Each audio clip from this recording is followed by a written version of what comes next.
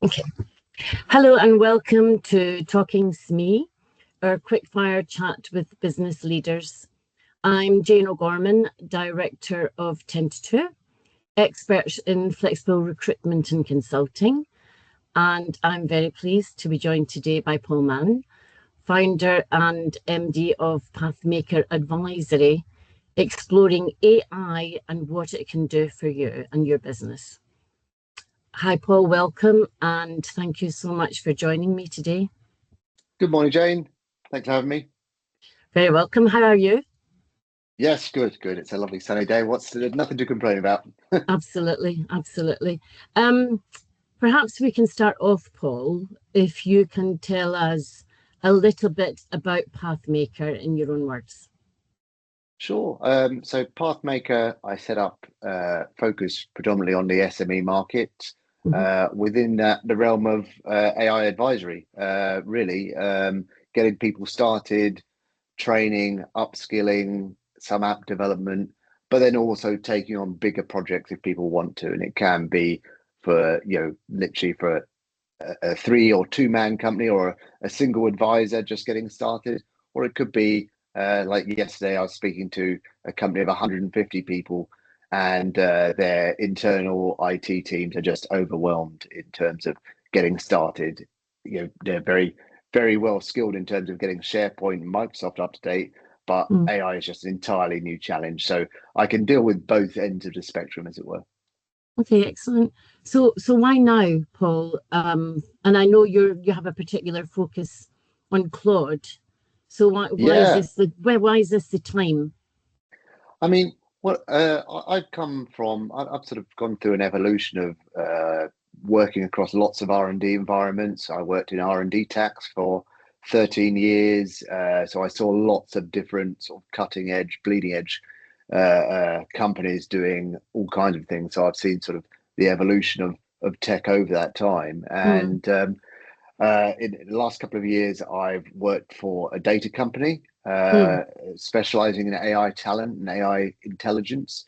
And kind of what I've seen is the tech companies absolutely blasting away in terms of all their AI use cases.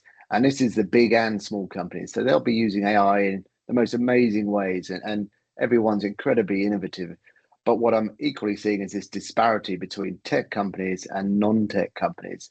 Everything from accountancy firms and legal advisors to recruiters to engineering companies, they're just simply kicking this can down the road.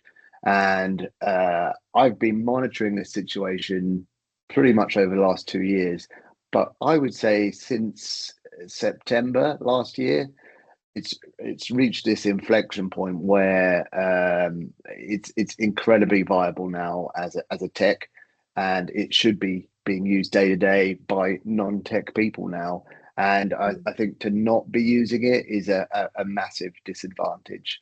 And it's not. I mean, there's lots of conversations about replacement and that sort of thing. We're all going to lose our jobs, and those things may be 5, 10 years away, but so could many other things. Sure. So what we're dealing with right now is this amazing tool which can just augment your work and make you deliver way better outputs, increase your quality, and just take on a little bit more with a bit more ease. Yeah. So it's a positive outcome. And so if you mentioned sort of Claude. I'm Yes. specializing mostly in Claude, Mm-hmm. mostly because out of this sort of AI race that's going on, Yeah. there's a number of key players. I would say Claude, which has been developed by a company called Anthropic, is one of the leading players. There's also ChatGPT, Sure. Google for Google's Gemini from Google Mm-hmm. DeepMind. You've got sort of Grok, and you've got various other Chinese LLMs.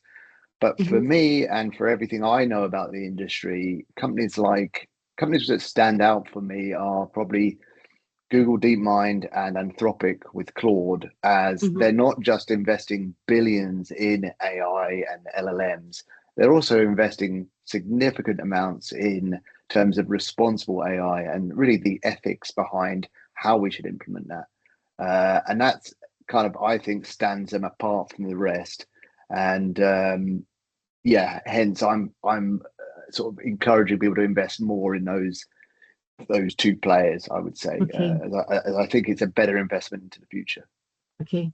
You touched on, I suppose, in terms of the conversations you're having in some of the larger companies who've embraced AI or are certainly using it more regularly. From an SME perspective and with the businesses who you're speaking with now, what are you seeing in the conversations? Is there a common denominator among them? Absolutely. I think in those sort of I say non-tech companies, but sort of Yeah, companies that are not technology led, which could be sure. professional services, that sort of thing.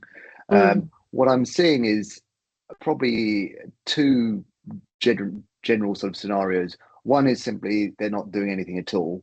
So you might have a couple of members of staff just marching along, playing with AI in their spare time, and the rest are just simply not using it at all.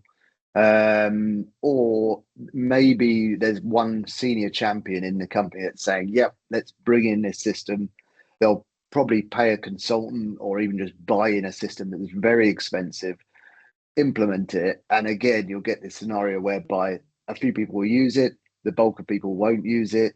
And then over time, the wind leaves the sail and everyone goes like, well, that was very expensive and there's been no ROI on that. mm, So I guess the biggest sort of underlying message that I'm seeing is you've got to take the sort of foundational steps. You sure. can't skip those fundamentals, and it really is just bringing everyone up to speed in terms of what AI is, how to use it, and building from there. And the irony is these systems are amazing and they can deliver great cost benefits. But actually, the low hanging fruit here is often that first phase as you just start to use it for very simple things like, or seemingly simple things like Okay. maybe a client proposal, maybe helping you with your emails, helping you, think out some strategy thinking. Because I mean, just fundamentally, it's not. I think it's those sort of misconceptions in terms of right. It's just going to do this for me, or it's going to. It's like an extension of a Google search. It's Right. better to sort of reframe it around. This is. I mean, to pinch a phrase from Anthropic, this is about having the most amazing thinking partner, which you can iterate with and develop thinking with to give you fundamentally better starting points that put you ahead of where you would have been without it. Yeah. Yeah. It makes sense. Before you even get to that point, um, why do you think? Because I do feel there are perhaps some people who are wary of AI and what it means for business. Why do you think that is, or should we be wary to some extent, or should we Yes, be dipping our toes in the water, like you say? I think people are to a degree right to be wary, but there's always those sort of doomsayers and things like that. I mean, if you look back over, I mean, even the last decade or so, you've seen evolutions like cloud computing, and Hmm. it goes through that initial stage of like, that's too expensive, I'm not going to do that, it's unreliable. And then as those sorts of points start to dissolve, you then see like, oh, it's not very secure. We're still going to take this. It's people hanging on to their legacy. We Mm. don't want to change, and that's sort of ingrained into us as humans. Yeah. But now it suddenly turns, and you don't even realize it's turned. I mean, now Mm. it's a given. Everyone puts things in the cloud. Yeah. It is more secure.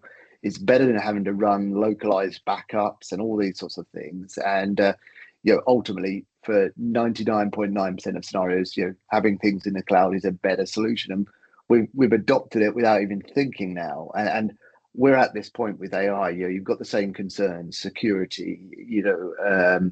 It's moving incredibly fast, Mm. and but you're right to be wary. There's still underlying concerns in Sure. terms of, say, being safe and mindful around sensitive client data, Mm. security.